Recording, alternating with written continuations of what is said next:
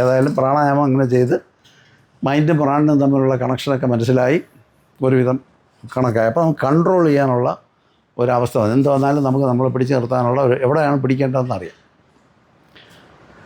എന്നാലും മൈൻഡ് ചാടി പുറത്ത് പൊയ്ക്കൊണ്ടിരിക്കുക, എന്ത് കണ്ടാലും അങ്ങോട്ട് ചാടും.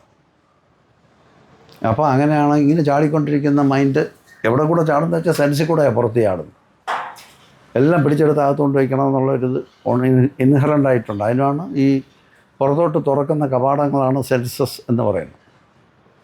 അപ്പോൾ അതിനകത്ത് ഇതിങ്ങനെ പുറത്തോട്ട് തുറന്നിട്ടിരുന്നാൽ കണ്ടുകൊണ്ടിരിക്കുകയും കണ്ട സ്റ്റിമുലേഷൻ വരും, സ്റ്റിമുലേഷൻ വന്നാൽ ചാടും, ചാടിയ ആക്ഷനാവും, ആക്ഷനായ അതിൻ്റെ ഫലവും ഉണ്ടാവും.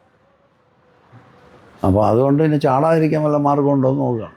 അപ്പോൾ വലിയ ആചാമാരുടെ അടുത്ത് പോയി ചോദിക്കുമ്പോൾ അവർ പറയണ കഥ കൂട്ടി അകത്തിരിക്കും, നീ കഥ അടച്ചിട്ട് അകത്തിരിക്കാൻ. ഈ സെൻസസിൻ്റെ ഡോറൊക്കെ ഓപ്പൺ ചെയ്ത് കിടക്കുകയില്ലേ, അതിൽ കൂടെ കയറും. അതുകൊണ്ട് അതെല്ലാം അടച്ചിട്ട് ചുമ്മാ ഇരിക്കാൻ പറയും. വലിയ സ്വാമിമാരൊക്കെ ചുമ്മാ ഇരി സ്വാമിയാണ്. എൻ്റെ ശ്രീലങ്കൻ സ്വാമി അദ്ദേഹം തമിഴ് സ്വാമിയാണ്. അപ്പോൾ അങ്ങനെ അടുത്ത് ആര് പോയാലും അങ്ങനെ പറയും ചുമ്മാ ഇരിയപ്പാ, ഒറ്റ മന്ത്രമാണ് ചുമ്മാ ഇരിയപ്പാ, വെള്ളം വയ്ക്കാതെ ചുമ്മാ ഇരി എന്ന് പറയുമ്പോൾ അതാണ് സൂത്രം. ആ സൂത്രം നമുക്ക് കിട്ടിക്കഴിഞ്ഞാൽ ചുമ്മാ ഇരിക്കാൻ ശ്രമിച്ചാൽ മതി, അത് പോട്ടെ. അപ്പോൾ ഇത് കഴിഞ്ഞിട്ട് പ്രാണായാമം നമ്മൾ ചെയ്ത് ഇൻറ്റേർണൽ എക്സ്റ്റേണൽ ചെയ്ത് മൈൻഡിനെ നോക്കി മൈൻഡിൻ്റെ കണക്കാക്കി ഇതെല്ലാം കഴിഞ്ഞതിന് ശേഷം എന്നിട്ട് മൈൻഡ് ചാടി പുറത്ത് പൊയ്ക്കൊണ്ടിരിക്കുമ്പോൾ വിഡ്രോയൽ ഓഫ് സെൻസസ് എന്ന് പറഞ്ഞ ഒരു പ്രോഗ്രാം ഡിസൈൻ ചെയ്തിട്ടുണ്ട്. അപ്പോൾ ഇത് നമ്മുടെ ഇത് എന്താണ് ഈ ഒരു പുനർജനി പ്രാക്ടീസ് പോലെയാണ്. ഇവിടെ വന്നിറങ്ങി എല്ലാം കണ്ടുകൊണ്ടിരുന്ന് നമ്മൾ ഇപ്പം കാണുന്ന സാധനത്തിനെ തിരിച്ചു നോക്കുക.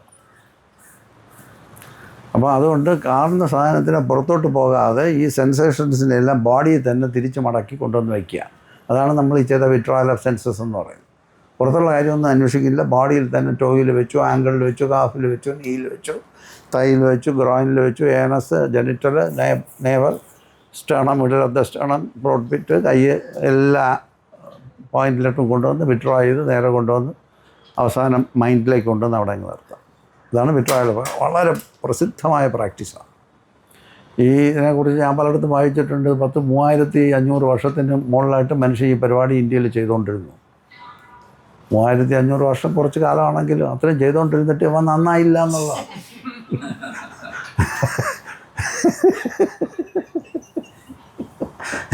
എന്ത് ചെയ്യും ഇനിയിപ്പോൾ നമ്മളെന്ത് ചെയ്യും?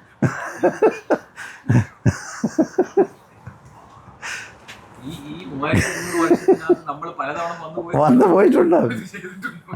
നമ്മൾ തന്നെ, വേറെ ആരും ഇവിടെ ഇല്ല. അപ്പോൾ നമ്മൾ ഇത്രയും പ്രാവശ്യമൊക്കെ വന്ന് ഇവിടെയൊക്കെ അവതരിച്ചിട്ട് നമ്മളിങ്ങനെ തന്നെ ഇരിക്കുകയാണ്.